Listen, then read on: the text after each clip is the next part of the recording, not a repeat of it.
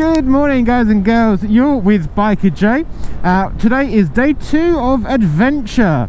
Little bikes, big adventure.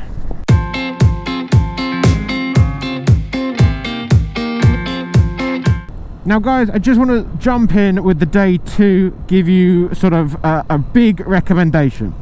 Now the reason I say this is not only was this bike owned and reviewed by Teapot One, he used this bike to do a big adventure with Richie Vida and Mr. Fish. Please, I will drop a link in the description. Go check it out. First episode has just been put live. An hour and 25 minutes of just pure hilarity and gold. I'll link the video. I'll link their channels. Go check them out. It's very, well, I would consider it's quite similar to what we're doing here, but they do it, and they do it by the tenfold. Now, of course, it's rumoured that this Apache has done over 1,000 miles with the wonderful Teapot One. And guys, even now, she's not missed a beat. So, where are we today, I hear you ask? Today we are heading from our wonderful little snug B&B just above Bridgewater. And now we're heading across to Cheddar Gorge to check out those beautiful Cheddar views. Across to Swindon. I'll see you guys when we get there, and we're going to bring you along for the whole journey. Thank you so much. I'll see you in a bit. What a way to spend the morning, eh? Stuck behind 2 very large tractors. But guys, it's okay. I've got the wonderful company of Cruiser Girl 96, aka Miss Biker J. Ladies and gents, we're making our way to the wonderful Cheddar Gorge. Now there's a beautiful view to my right I'm trying to get for you, but of course the headline is kind of ruining it. So instead, I'll focus on the wonderful view in front. Cheesy! It's so funny, loads of roads around here. If we literally came like a week later, loads of them will be closed. But guys, so this morning we are doing a little bit of a comparison versus the Kalimoto app and the Beeline device. We're using the Kalimoto to get up to Cheddar Gorge, and then we might try a bit of Beeline to get around it. You know, what's the difference between having an app on your phone and your phone mounted to your handlebars versus having one of the Beeline navigation devices and using that to move your way around? But this morning, guys, we got up nice and early, and when I mean early, I mean 10 o'clock. Got some breakfast in us and decided to head on our way. So for me, it's a great chance to really get to know the Sinnis Apache, great to know sort of what it's like to adventure on a 125. Is it possible? What do you have to consider? What are the main focus points in what do you pack? How do you do things? You know, really things people don't talk about. You know, all the things that you think about when you take a 125 on an adventure. Take away your normal maintenance. You know, you're looking at chains, tires, oils. One thing that you'll notice, because it's a lot lighter, you are more affected by wind. So think of coastal areas or adventures where there is a higher wind chance.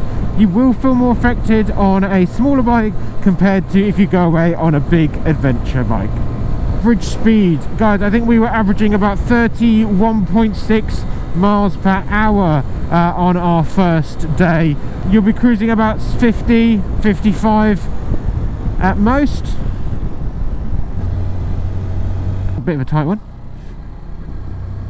So take into consideration, when a journey may take you an hour, it may take you about an hour and 10 minutes, an hour and 15 minutes, because you're not hitting that 60 miles an hour all the time.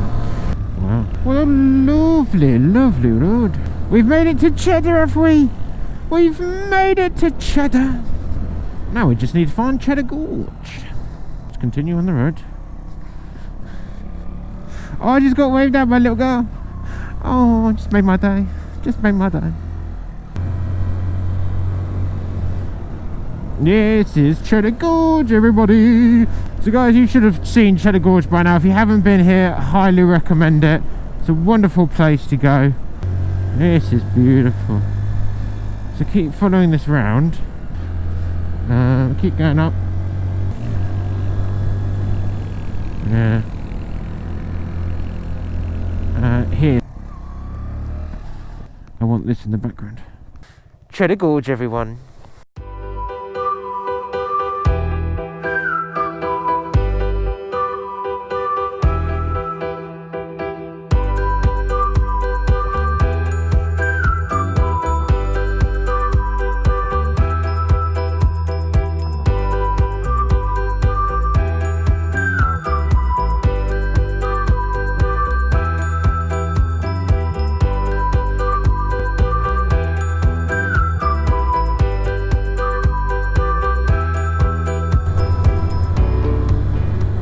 I mean, I remember when it came in summer and literally all these roads, every little nook and cranny was filled with a car trying to enjoy it, and then it's just funny, you come a couple of months later when the hype's over and it's dead as a dodo.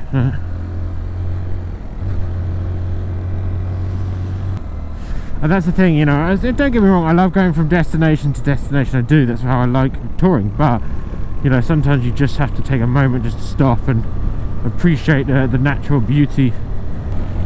Yeah, as I said, I'm not cold, not hot, I'm happy for once. There we go, it's so nice for the sun to be out there, just makes the difference.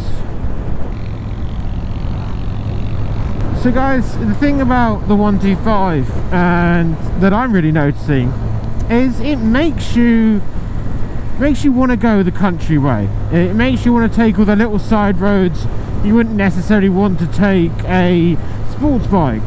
The 125 has actually shown me that you can take the country ways. Yes, it does take longer, but it's more fun. There's so much more views, and with a 125 you really have the time to enjoy it. If you're concerned that, you know, you have a 125 and you don't think it's powerful enough to go touring, in my opinion, you're wrong.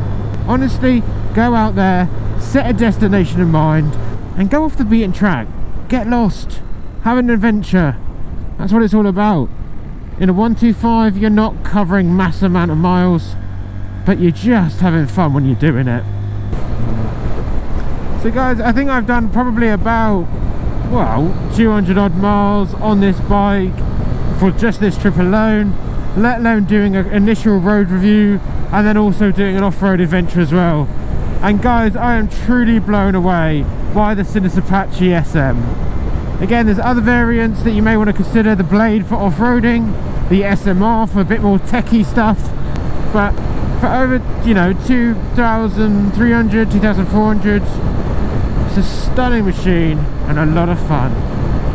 Massive well done to Sinnis here. Thank you for letting me borrow this bike, and I'll see you guys in the next one.